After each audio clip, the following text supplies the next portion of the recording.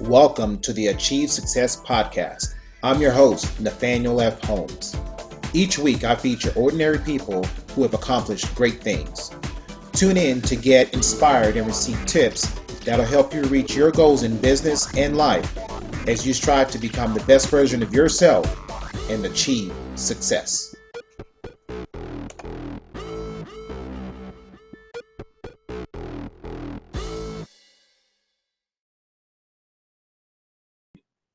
I appreciate that, man. I definitely had a long journey, man. I could definitely start writing my book if I wanted to, man. But it's already written in the heavens, so it's already predestined us to have this conversation and this interview, sir. Yeah, absolutely. So tell us a little bit about yourself. Where you're from, about your childhood. Oh yeah, man. I'm Joshua Pace. Got a beautiful wife of 8 years. We've been married. We've been together for almost 13. I got 4 beautiful kids, Josiah, Jemiah, Jaden, and Jayla. All of the ages right now, 11, 10, 10, 9, 6, and 3. Growing up, man, I grew up in the streets. After my father died when I was 16, my daddy had his own mechanic shop growing up. So he was teaching us the ways of the world. We used to work with him through the summer just to gain a little weekly income. Just giving us the basic economics of working as a young man. He taught us that, and once he died, when I was 16 years old, I had to take another leadership role of more responsibility. Even though I had an older brother and a mother, my mother was kind of handicapped because due to the fact my daddy took care of everything once she left her job to be a stay-at-home mom.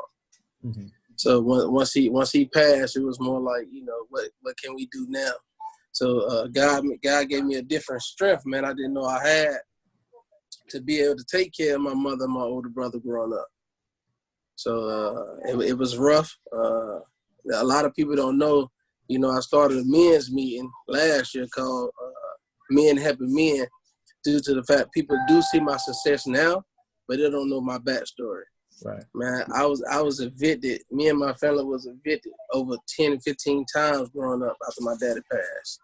And I was 16 years old. So I just imagine 16 to almost 25 years old, I was getting evicted.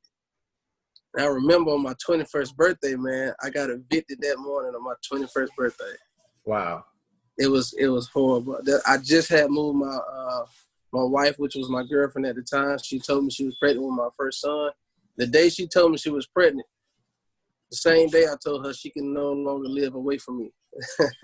She had to move in with me, and if I could make sure she get the adequate needs she need and desire that I can do, and I was working in. So what happened was I dropped out of high school, and when I dropped out of high school after my daddy died, I didn't want to do nothing. I wanted to go to Durham Tech to get my GED. And, I just so happened, my mama asked me, why don't you go back to school for a couple of days, see how you like it. So I ended up going back after I dropped out for about a month or two and decided to stay in. So I didn't graduate and walk across stage till I was 20. Mm-hmm. So 20 years old, walking across the stage with some youngins, man. I felt kind of bad, but, I stayed there. I done it. I ain't let pride get in the way. And I was in the street so heavy. We had our own gang in high school. So being able a 20-year-old in high school, I had to put my pride aside. The day I graduated from high school, I got a job at McDonald's, man, as a cashier. Growing up in the hood, we always say, we ain't working at no McDonald's. You know what I'm saying? Right. Our pride was too heavy. But I know I had to take care of my mother and my brother and my little sister. Right. So I did what I had to do. I started working at McDonald's, and within 3 months, I told myself, if I was a hustler in the street, all I got to do is change it into a corporation mentality, right, and do it their way. You know what I'm saying? So I can hustle there.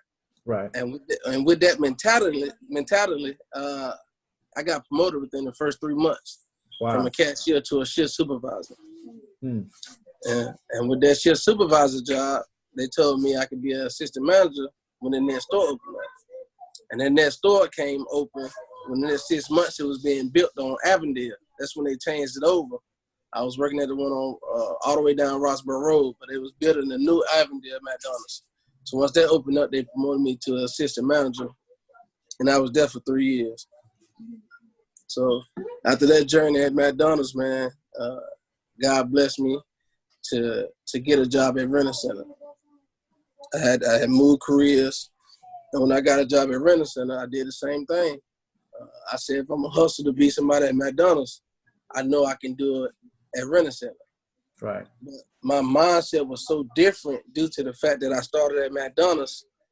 I went back and talked to my DM, and the owner of McDonald's had told him I wasn't be able to become a man and of that age unless he taught me how to be a regular worker at McDonald's. McDonald's taught me the basic needs to be able to run a shift. It taught me the basic needs to be mature, to be able to come in and take orders from customers, irate customers who was upset, having bad days. It taught me that. So I was able to be able to maneuver through Rent-A-Center quickly. And within the first 3 years at Rent-A-Center, I got my own store. Wow. So now at the age of 24, 25, I'm a store manager at a $1 billion company. So it was just been a blessing, man. And, you know, I was always in the church, but I wasn't a person who I was just going to church because my mama made me. Right. You know, I wasn't into it. So what happened was I was being so successful, I forgot all about God a little bit. Right. And my pastor sent a message to my sister and said, I remember it like it was yesterday. He said, don't let vanity kill you. Right. So I didn't know what vanity meant. So I went, you know, looked it up and studied it. And I said, wow, like vanity means, you know, the success that you got, all the things that you got around you. He said, don't let it kill you. And it was getting to me because I was being so successful. I thought I was doing it on my own.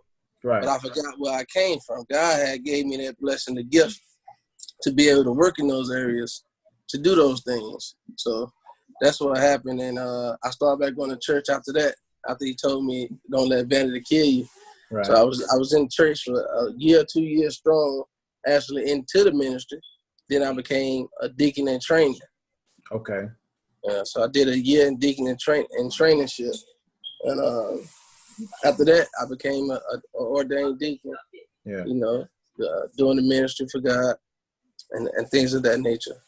Yeah, that's awesome, man. So I'm sitting here and I'm listening to the story like, man, you know, I didn't even you know, realize that you had such a journey. And it's amazing to see. So why did you choose you know, why did you choose Rent-A-Center? Why did you choose that? It's crazy, man, because when I was in drive-thru, I seen two managers who used to come in there every day in the drive-thru with nice cars. I said, man, where you work at? You know, just trying to make conversation with my customers and learn them by name. And they told me they was working at Rent-A-Center. So I said, okay, I'm going to give it a try one day. Yeah. You know, and things happened in my relationship, my past relationship, where I was the overnight manager. You know, and me and my ex-girlfriend didn't see eye to eye, right? So once we broke up, I moved back in with my mom, and I said I no longer want to do late night shifts. If I want to find my wife, I can't work late night shift. Right.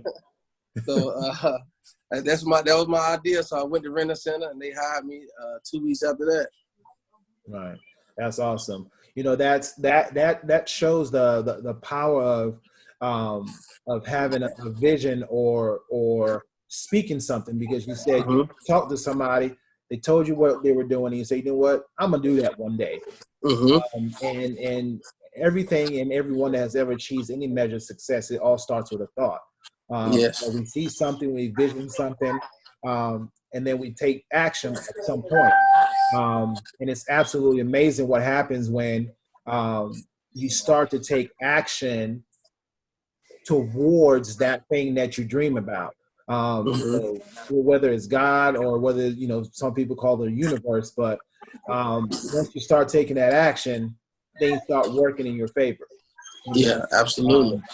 And I totally agree with you that it's very important that, you know, as you're going through your journey to success, that you don't forget where your help comes from, because there's not a single one of us that can achieve or do anything on our own. Definitely. That's definitely something also that I find that is common in terms of people who have a measure of success. The last interview that I did, actually the first interview that I did yesterday, was a young man that's also from Durham. He went to Southern High School and he plays basketball professionally now overseas. He's also somebody that I met on the court. When I tell you, man, that I have met some people, like I have a network of people from that I've been blessed to know from the basketball court, man. I'm telling you, just about every one of you guys, you know what I'm saying, in some way or another has had an impact on me. And it's amazing to see because, and you probably remember the day my wife went to the hospital. We were at Edison Johnson hooping. I remember. And you ran out the court. I remember.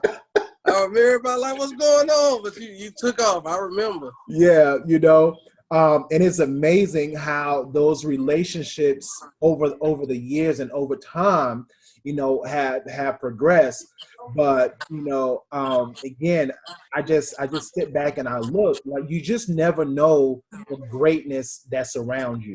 You know, you never know the greatness that's within the people that's around you, and that's the reason why I'm doing this, is because every single day we're bumping next to people who have greatness within them. And sometimes all it takes is someone to recognize that, or to encourage that, or to speak, you know, to speak life into them and say, hey, I know you can do it. You're able, you're capable. I mean, it's just awesome when I just think about all of the people that I know that are doing great things, and we just used to, you know, chop it up on the court.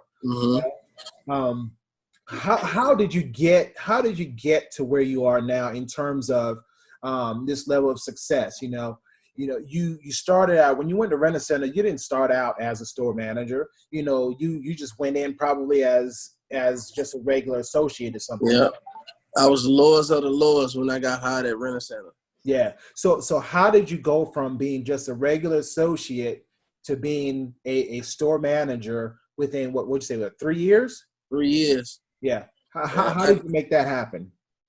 First of all, when you're doing any job, you have to learn how to be humble. You know, it don't matter what type of job it is, as long as you remain humble throughout the process, and also work the policies and procedures to being an honest person with humility, you can go far. You can go far with any company, to my experience. You know, I can't speak for all companies, but to my experience as being a young black man, being 24 with his own store, you know, it spoke volumes to where I come from. So I was just more humble. You know, I hustled every day. You know, I was on time. I made sure to let them know that I don't want to stay here and be a lifer. And what a lifer just does the bare minimum just to get by everywhere they go. Right. You know, and I said, I got a reason, and I got people that it needs to see that we can go further than where we at. Yeah. And I made sure I done that. Yeah. So what's your reason? What was your reason? What was that driving force and that driving factor that, you know, that pushed you to excel? My father.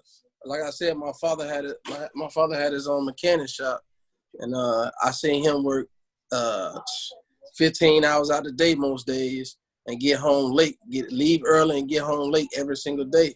So seeing him doing that to provide for us, you know, it was a blessing. So I wanted to make sure once he died, you know, I told you I had to take care of my mother. My little sister was in high school. I wanted to make sure everybody was all good. Yeah. So the only way I can do that, if I made more money. The only way I can make more money, if I take it to a next level of achievement in my company, in my goals. So I had to make sure I done that. Absolutely. One of the things that I asked my guests about is their daily routine. I call it like a daily success routine. For me, it's you know, getting up early in the morning, 5:30 in the morning. I still hoop a little bit. Once outside open back up. Definitely. So I'm up 5:30 in the morning, Monday, Wednesday, Friday. At the gym, we hoop till about 7:30, 8 o'clock. Take a shower, get into work early. We don't have to be there till 9 o'clock. So usually I'm there about 8:15 before everybody else. I'm getting an extra 45 minutes to an hour of work in before everyone else. I make sure I get my training, my sales training done. Make sure I write down my goals. So what does your success routine look like? Or do you have a success routine? Something that you do, on a daily basis to make sure that you're hitting the goals and hitting your personal goals, your professional goals, and getting to where you want to be? That's definitely a great question. Right now, regardless of what situation I'm in, regardless of what I do, I never forget to thank God and pray for my day to be ordained. Whatever he have me to do that day, I pray for that it be ordained and that I do it to his will and not my own will. That's my daily. It don't matter what. I never forget to pray, and I think that's very important because our ways are not his ways. Even though we say, I know what's best for me, we don't know what's best for us. Right. Only God knows what's best for us. So I make sure I get up. No matter what time I go to sleep, I always get up around 6 o'clock. Between 6 and 7, I get up and I pray, I meditate, and I study, and then I go about my day. And one of my prayers that I always pray is that I pray that God always allow somebody to minister to me, that I may minister to somebody else. Right. And that is somebody that goes in my path that need ministering to. I pray that God lead me into the right conversations and what I need to make sure they get what they need from God. Right. Yeah. So that's more of my daily goal, man. We don't live for ourselves no more. Right.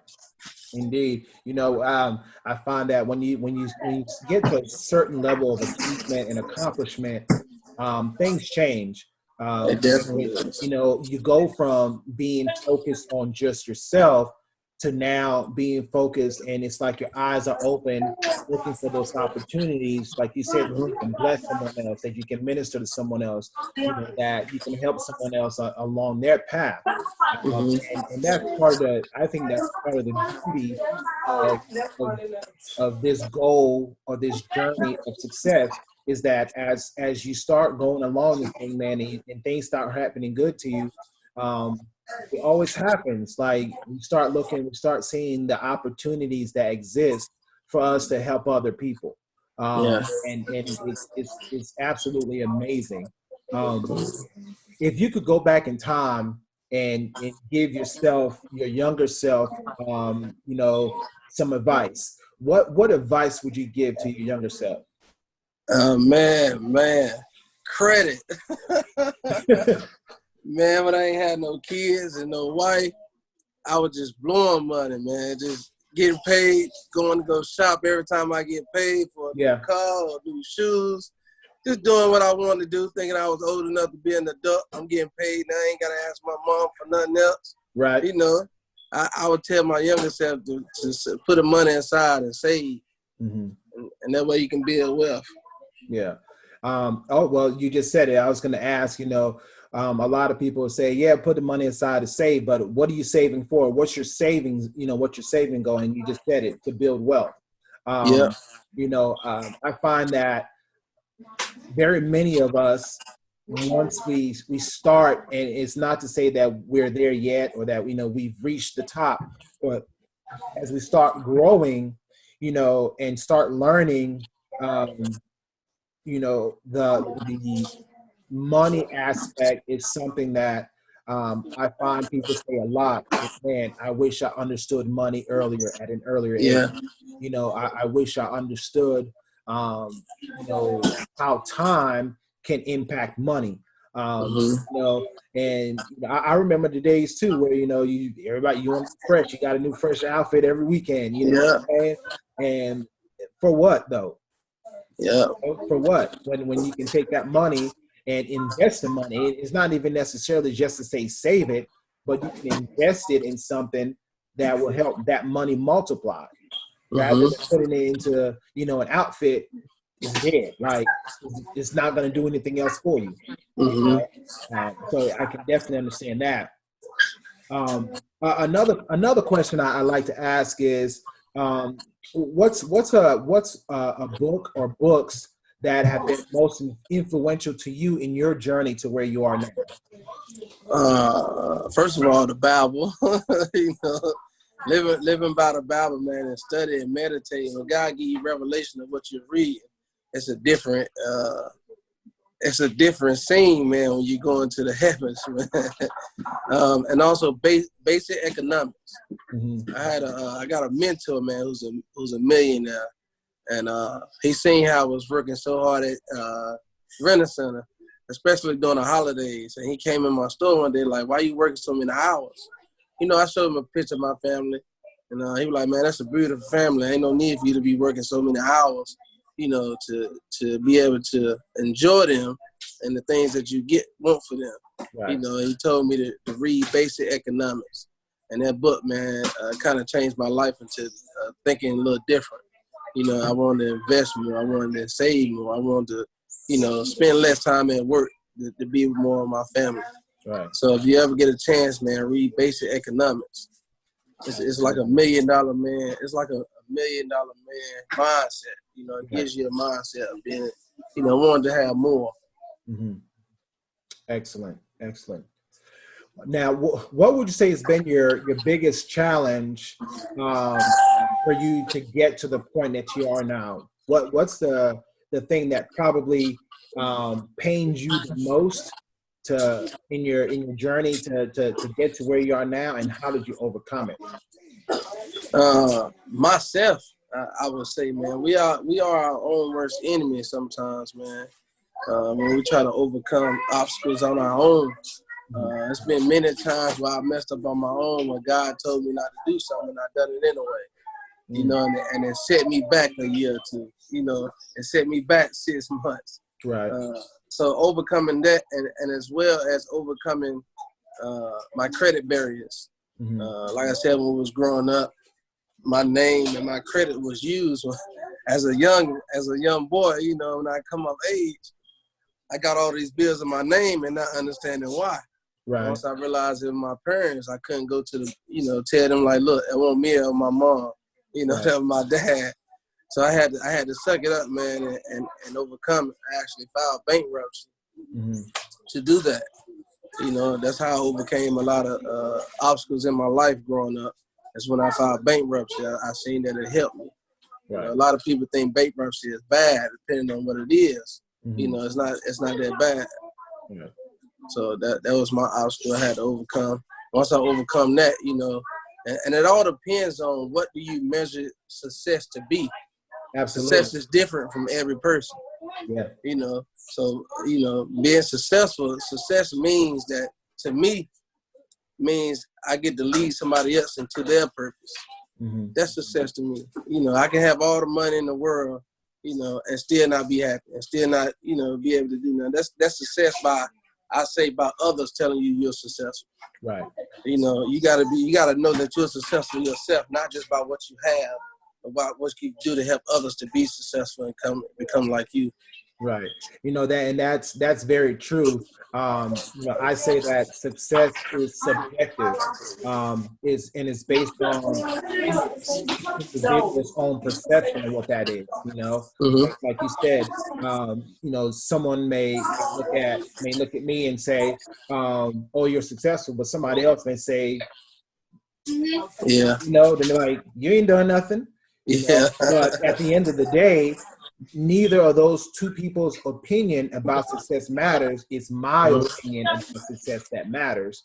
Yep. And that's what I want to inspire and instill in people, is that you need to have your own personal sense of success. That comes from you being able to set goals, having desires and things that you want to do, and then being able to achieve those goals, being able to have those desires and get those things that you want.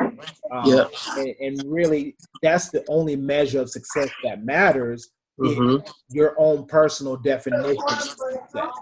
You know? Absolutely. You know, what would you say has been your greatest accomplishment? Man, my family, bro. My family inspires me to do more every single day. You know, being able to provide for them, being able to be, you know, a goal-oriented family of people who trying to be like us and try to mimic us. Yeah. You know, that inspires me, because if I know somebody's looking at me, I know I ain't got too many chances to make, you know, excuses or not to do something or become more successful than what I am. Right. So that's what drives me, man. Knowing that I'm led by God and the Holy Spirit, knowing that I can do all things through Christ who strengthens me. That motivates me. Yeah, and it's a beautiful thing that you can take pride in your family and count that as one of your greatest accomplishments. That's absolutely beautiful. Yeah. Now, Believe it or not, man, I told myself growing up I would not be a statistic of being a baby father. Right. There are men that's baby fathers and they're great at that. But I told myself, I would not have babies by multiple women. Mm-hmm. And when my girlfriend my wife now at the time told me she was pregnant, I told her she had to move down here so we can, not become a more statistic. So I wanted to make sure I did what I was supposed to do as a man. Right. That's excellent. The journey and the road to success is not paved with gold. It's not all strawberries and cream. Man. It ain't all sweet. And even though the purpose of this forum is to encourage people and inspire people, I like to keep it real. So what would you say has been your biggest disappointment in your journey to where you are now? My biggest disappointment, what can I say? I have my own entertainment company called J Rent Entertainment. And I got addicted to some pills that had me, lying to my family, lying to my wife, and lying to my employees. I used to be so addicted, man. I used to have one. I used to hide one at the house. I used to hide some at the house, hide some at work, so my wife wouldn't know what I was doing. And it got to a point where I had to take it, even though I was teaching Sunday school at church. I had to take one right after the church. Right. And I felt like I deserved it, because I told God, this is the only thing that I think I do wrong. Right. This is my mindset. I told God, I deserve this because that's the only thing I think I do wrong. So right after church, I would never take any pills inside the church. I would leave one in my cup holder. So when I get out of the church, right after church, man, before I talk to anybody, before we have fellowship after church, I go outside and I pop a pill, because I know after church we go out to eat. So it made my food good, extra good. Being addicted to pills, man, and that was my biggest disappointment, where I let myself go doing that. Yeah. And it's amazing how God made me wean myself off of it. Yeah. How did you overcome that?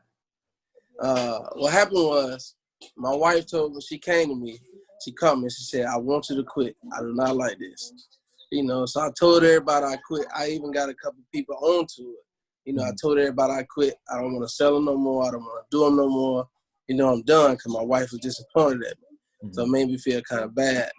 So I quit for a week or two, man, and got back on them. So I said, okay, I ain't going to let her find out this time, and then it got to a point where she found a couple more in my dresser up in my room. And she gave me an ultimatum, look, you got to quit. I said, all right, I'm done. So I quit. And believe it or not, man, this is how the enemy works. One of my customers came in who I used to get them from. She know I quit because I no longer buying from her, so she know I'm done with her. She came to me and said, I got 10 pills for you, and you ain't got to pay for nothing. I just want to give them to you. if you do something for me at Renner Center. Right. So I'm like, okay, I ain't got to pay for it. My wife ain't gonna know because I'm gonna keep them at my job. You know, ain't nobody gonna know. I ain't gonna tell my coworkers. Ain't nobody gonna know. So I said, okay, I'm gonna take them. So I took them. The last one I took, I told myself, I'm done after this. Mm-hmm. I'm completely done. I gotta surrender. The last one I took, her daughter came in and did the same thing. I got 10 more for you, Josh. All you gotta do is do something for me at Renner Center. I said, okay, 10 more ain't gonna hurt. You know, don't nobody know now. You know, right. Don't nobody know but me and God. So I got down to the last one, man. And God told me, when I put it in my hand, he said, it's time stop. I swear it seemed like we was talking for like 30 minutes, just like me and you talking now. Mm-hmm. But it could have been only 5-10 seconds. I put it in my hand. He said, God, he said, Josh, if you take that pill, it's going to kill you. And I said, no, it ain't, God. I do this all the time. I know my body, it ain't going to kill me. Right. He said it again. He said, Josh, if you take this pill, it's going to kill you. And I said the same thing. I said, no, it ain't. You can't. I told God this. I said, God, you cannot kill me. And I said, the reason why you can't kill me is because I'm a store manager where I work at, so they need me around here. Right. I'm a father at the house, so they need me around the house. Right. I'm a deacon at the church, so they need me at the church. Right. And I teach Sunday school on Sunday, so they need me to teach Sunday schools. Who gonna do all that if you take me away? Right. You know, I was telling God this, you know, and then before he could say something else, before I could hear his voice again, I hurried up and put it in my mouth and took it. So all the way home, I was driving 45, 55 minutes to and from work every day for like 13 years. Right. So I drive down Rossboro Road to get to Rossboro and First County. So all through there is woods, ditches, log trucks, you know, dump trucks coming through there, barns, farms, everything through that drive. So on the way home, believe it or not, I thought I was going to be killed by a log truck on the way home. So wow. I said, a dump truck finna hit me out the road, run me out the road or something. I'm finna die. So all the way home, I'm scared. But I made it home. And when I made it home, I said, look, God, I told you it wasn't going to kill me. I was mocking God. So the next morning was my day off, but I had to go in and finish up a couple things. And when I did that, I slept in an hour later so I could get more rest for the drugs to wear off. Right. So on the way to work, one of my best friends called me and said he was on the way to my job from his store. So he was like 10 to 15 minutes behind me on the way to work.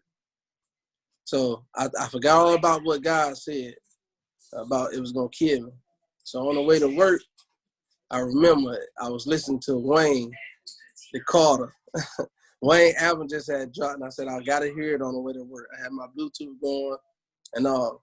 So on the way to work, I fell asleep about 1 mile to 2 miles without wrecking. I was asleep about 1 mile to 2, and I ran a red light and ran into a Pacifica head-on collision, and I woke up at impact. Wow. And the first thing I remember was what God told me was going to kill me. So all I could think about was my kids, and I said I will not die in this car. So I jumped out the car.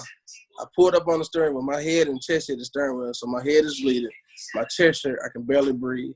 I pulled up on the steering wheel to get out the car. As soon as I get out the car, I fell to the ground because at this point I had a dislocated hip and a fascia hip. So I couldn't walk. So I fell to the ground. And the first guy that came to my rescue, he was a off-duty first responder. So he came to me. He held my head open in the street. He held my head straight and said, don't move. He cut me open in the middle of the highway, 501. Cut me open. I'm in the highway with my shirt on and my drawers and my socks.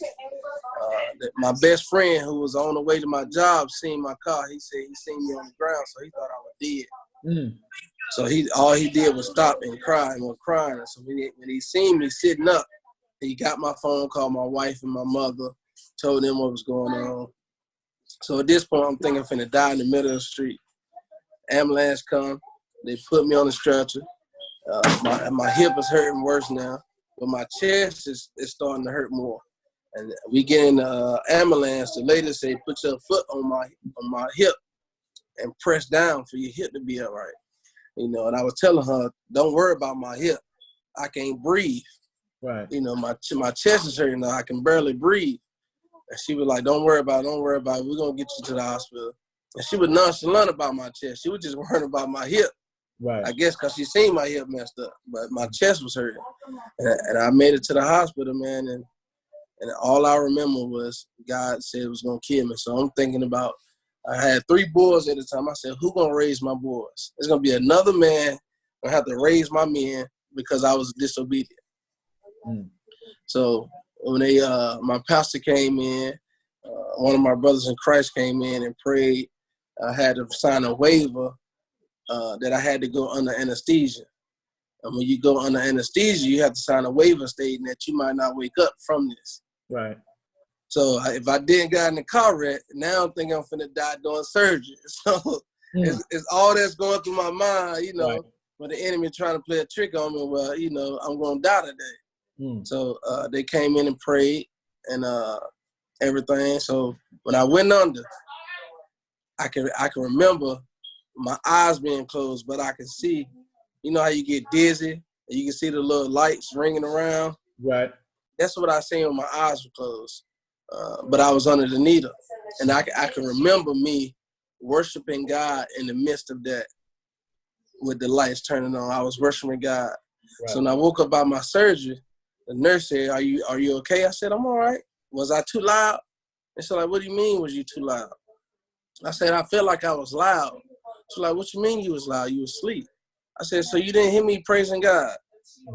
She said, no, you was knocked out, you know. Yeah. But I know in my spirit, God put me in there to praise him at that moment. Yeah. So and I thought I was loud. So when I came up, she said I was asleep. So I knew what God was doing. Mm-hmm. And that's the day that I did die to myself, you know, to live for him. Yeah. Wow. Cool. Yeah, I remember when you had the accident. I remember that. Yeah. That's amazing, man. Yeah, it changed my life, man. Yeah. And what happened was I had 3 surgeries in 3 days, man. Mm-hmm. And I had to wait.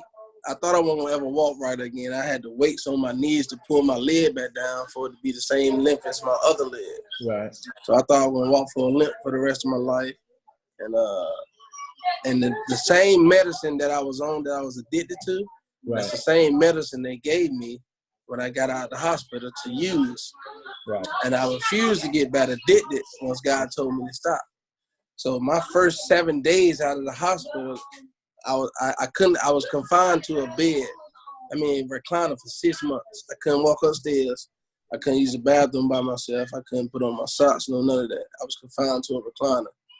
And the first 7 days, I told myself I would not take no medicine from 6 a.m.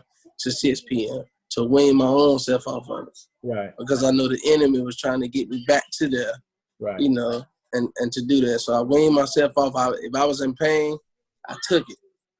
You know, until 6 p.m. before I can just study and do what God wanted me to do. Yeah, that's awesome, man. You know, unfortunately, sometimes it takes an event like that to get us to be obedient, you know, to listen. But oftentimes through that, there's a great testimony that others can benefit from, you know. And I'm absolutely glad that you made it through that, man, because you have been on fire, you know. Yes. You've been on fire, and now I know why. Now I know why. So I absolutely appreciate you sharing that with us.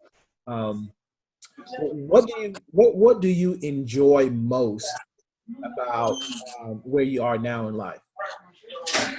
I get a lot of people who always see me and say, the first thing they say is, dang, man, you're a manager everywhere you go.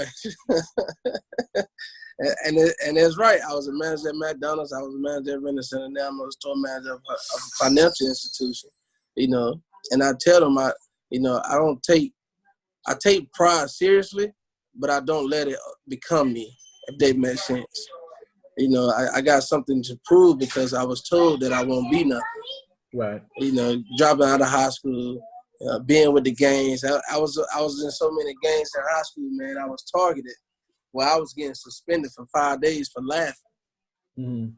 And they was telling me, "Oh, you ain't gonna be nothing." So I always have something to prove when I do that, because believe it or not, we still are statistics. Right. As black men, we are statistics where we only become, our environment. But I overcame my environment, and that's why I like to enjoy to tell younger people that you can overcome whatever situation you're in. Right. And God taught me that lesson when I was in that wreck, when I was confined to 6 months in a recliner. I asked him, I stopped getting phone calls.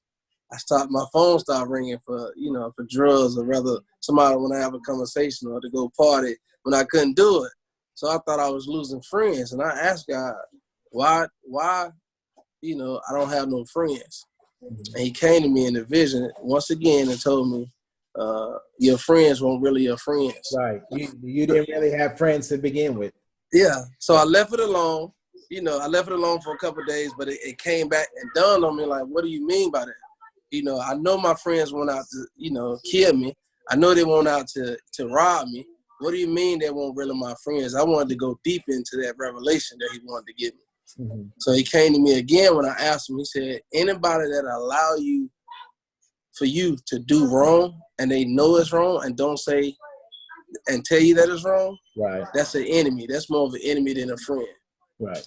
So, so now I vow to tell my friends, regardless of where we at, regardless if they come to me, if I come to them, if I go to their house, they come to my house. If I see them doing anything wrong, even though it might not change them, right, it's my job as a friend to tell them, that's wrong.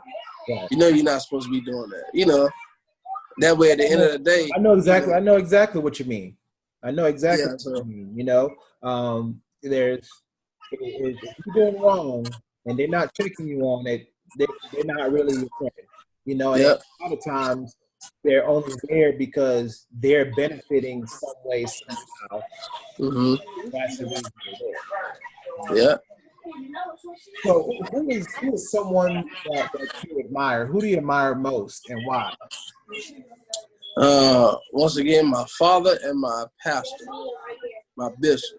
I've seen the things that he went through, the persecution he went through. People putting him on a pedestal, thinking he do no wrong. Being abandoned by so many church members.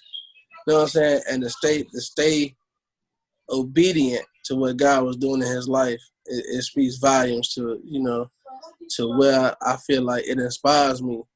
And God has given me that revelation now through Romans and John when he talks about how being accepted by him and not other people. Right. If you go by your day trying to be accepted by men, right, then you'll never survive. Right. So and that's my motto. I tell a lot of men, if you live by the world's rejection, if you live by the world's approval, then you'll die by the world's rejection. Mm-hmm. Whenever you get rejected in life, it'll be so astronomical to you that you don't want to do nothing else. You don't want to try another goal. You don't want to go to another, anything. So I tend to live by that. I want to be accepted by God and not by men. Yeah, absolutely. Appreciate it. Man, I really appreciate you, being candid and sharing with us. I know for a fact that there's going to be somebody out there that's going to be able to identify, with your journey to success. Coming from where you were to where you are now. Me just seeing the difference, for all I knew was, that's Josh, with the bumper. That's Josh with the bumper, but I've seen how you've transitioned over the years, man, and it's absolutely beautiful. I wish you continued success for you and for Tammy. Tammy has she does nails, right? Yes, we have our own nail studio. Yep. I Yep. saw that. She does nails. So, I mean, it's just awesome what y'all are doing, man. The boys are handsome. Yeah, I appreciate that. Yeah, beautiful family, man. You guys just keep it up. Hey guys, thanks for tuning in to our podcast. Make sure to connect with us on all of our platforms. You can find us on Facebook, Instagram, YouTube. You can also listen to the podcast on anchor.fm. Best of all, make sure to check out the website at achievesuccesspodcast.com.